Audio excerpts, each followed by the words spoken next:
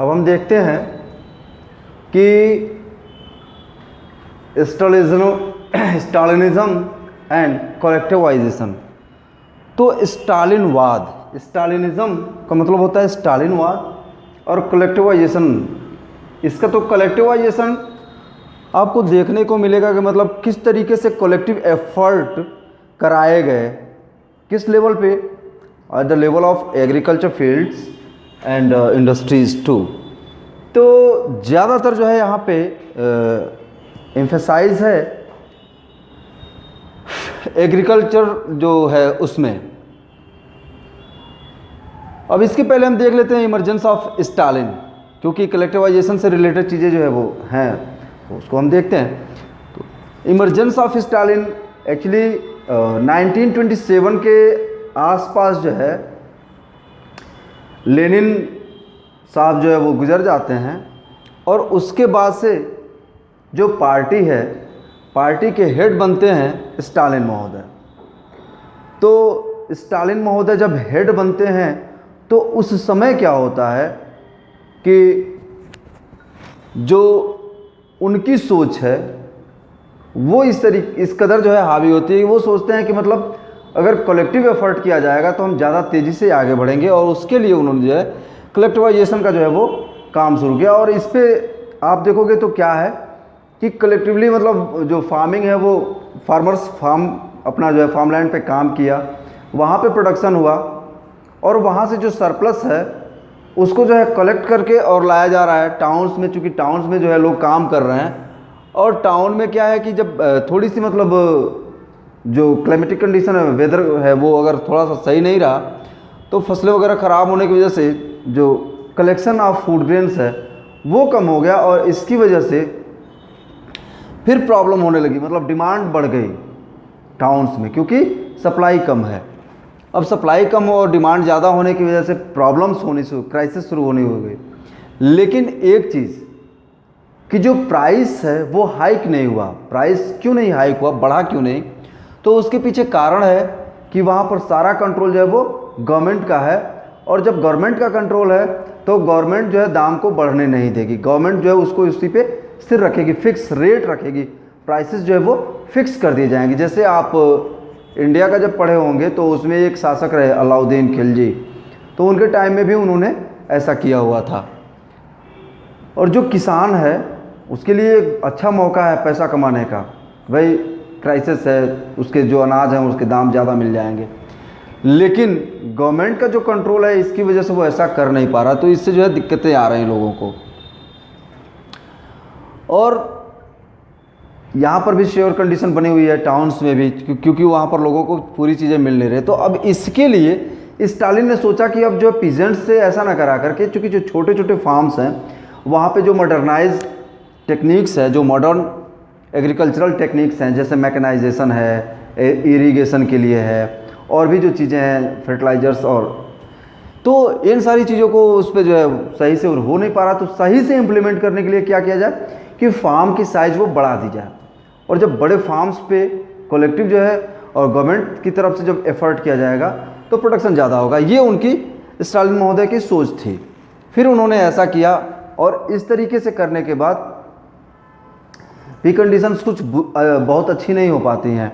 ऐसे में भी कुछ लोग मतलब रहे जिन्होंने ये चाहा कि हम जो है अलग से करते रहे। तो स्टालिन ने कहा ठीक है तुम करो अलग से फार्मिंग, लेकिन स्ट्रिक्टली जो है सारी चीज़ें उनसे फॉलो कराई गई, और उनसे भी वही कलेक्शन किया गया। तो इस तरीके से इन्होंने ये काम किया। इसके बाद से है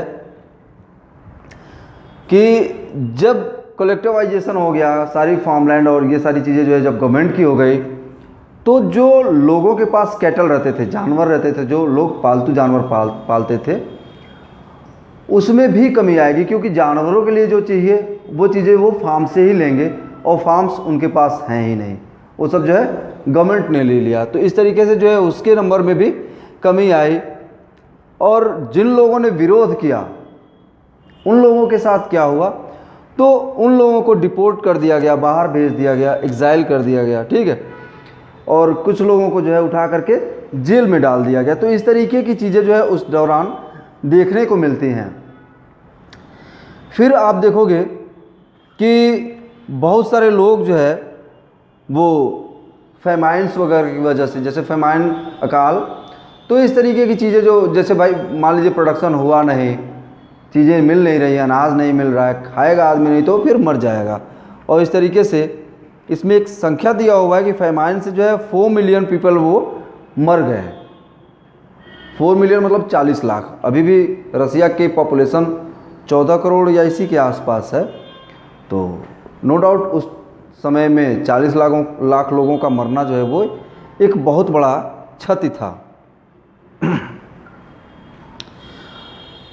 तो ये चीज़ें रहीं। इसके बाद से जो है पार्टी के अंदर बाहर दोनों तरफ जो है क्रिटिसाइजेशन शुरू हो जाता है, मतलब लोग क्रिटिसाइज करना शुरू कर देते हैं लेनिन की जो पॉलिसीज़ हैं इनको, और इस तरीके के जो क्रिटिसाइज करने वाले लोग हैं उनको उठा करके जेल में डाला गया।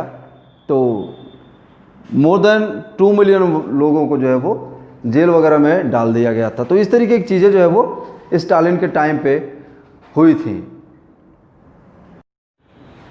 लास्ट जो है इसका टॉपिक है the global influence of the Russian revolution and the USSR. तो फर्स्टली हम देखते हैं कि जो रशियन रेवोल्यूशन है उसमें जो मेन पावर उभर करके आता है वो कौन है? वो है बोल्शेविक्स। बोल्शेविक्स ने वहाँ पे सोशलिस्ट गवर्नमेंट की स्थापना की, इस्टेब्लिशमेंट किया। और इसके बाद से किस तरीके से पहले लेनिन और उसके बाद स्टालिन महोदय के नेतृत्व में, लीडरशिप में रसिया का इमरजेंस होता है एज ए सुपर पावर। इसके लिए कौन कौन से हथकंडे रशिया ने अपनाया, बातें हो चुकी हैं हमारी आपकी, कि किस तरीके से ब्रूटल एक्टिविटीज़ किया उन लोगों ने और कैसे जो है एक्सपेंशन किया अपना सोशलिज़म के नाम पे। फिर दूसरे देश के लोग, चाहे वो चेचेनिया की बात करें, चाहे हम इधर की बात करें, पोलैंड की बात करें, यूक्रेन की बात करें, तो ये सब मिलजुल करके जो है पूरा एक बहुत बड़ा टेरिटरी, एक वास्ट मतलब टेरिटरी हो गई रसिया के पास। और इस वजह से उसका नाम जो है यूएसएसआर पड़ा। ये यूएसएसआर 1990s तक एग्जिस्ट करता रहा।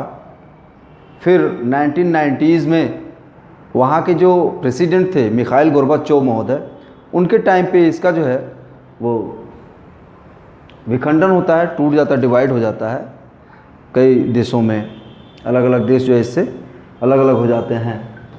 फिर तो वही है कि मतलब जो दूसरे सोशलिस्ट हैं, चाहे वो ब्रिटेन की कम्युनिस्ट पार्टी हो, लेबर पार्टी हो, फ्रांस की पार्टी हो, इटली की हो, जर्मनी की हो, मतलब हर जगह के जो सोशलिस्ट हैं उनके वैल्यूज़ और जो बोल्शेविक्स हैं इनके वैल्यूज़, इनके विज़न और उनके विज़न, इसमें बहुत बड़ा अंतर है। क्योंकि इन्होंने जो कहा वो करके दिखाया उन्होंने, कि अगर समाज का या राष्ट्र का अधिकार होना चाहिए तो वो कर दिया उन्होंने, उसको एकदम मूर्त रूप में इम्प्लीमेंट किया, इनेक्टेड किया उसको, मतलब लोगों के लेवल पे वो चीज़ें हुई। लेकिन बाकी जगहों पे आप देखो तो इस तरीके का नहीं था।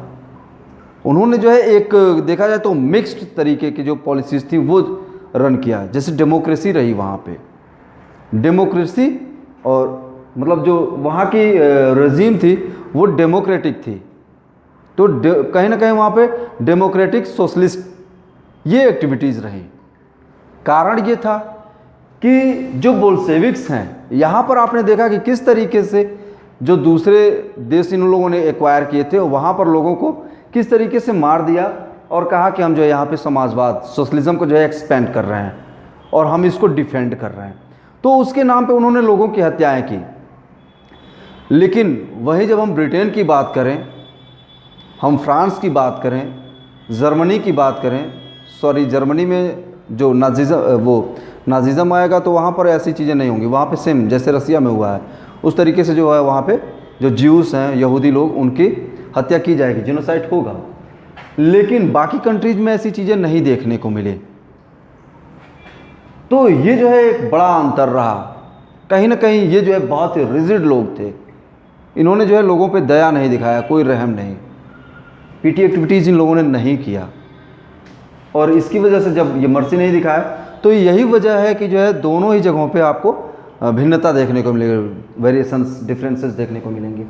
इसके बाद से यूएसएसआर का जो है इम्पैक्ट क्या रहा पूरे वर्ल्ड पे, तो मैंने आपको बताया कि 1990 तक जो है यूएसएसआर ये एग्जिस्ट करता था। तो ये जो सोवियत संघ रूस था, तो ये जो है एग्जिस्ट करता था और ये बहुत ही ज़्यादा पावरफुल था। स्टालिन के समय में इसने अपने आप को बहुत आगे किया। मैंने अभी बताया कि जैसे ये एक बहुत ही पावरफुल मिलिट्री स्टेट के रूप में हुआ, तो मिलिट्री स्टेट मतलब मिलिट्री यहाँ की बहुत मजबूत थी।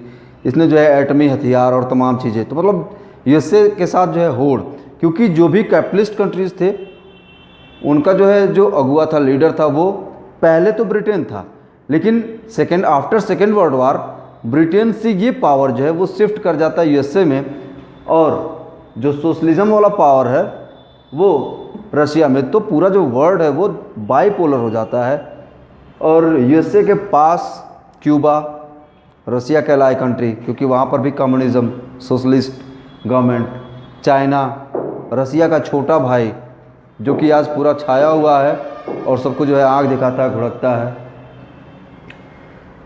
कहीं ना कहीं हम भी थे रसिया के साथ और आज भी हैं, ठीक है। तो ऐसा नहीं कि हमने अपनी सॉवरेंटी के साथ कहीं समझौता किया हो, ऐसा कुछ नहीं।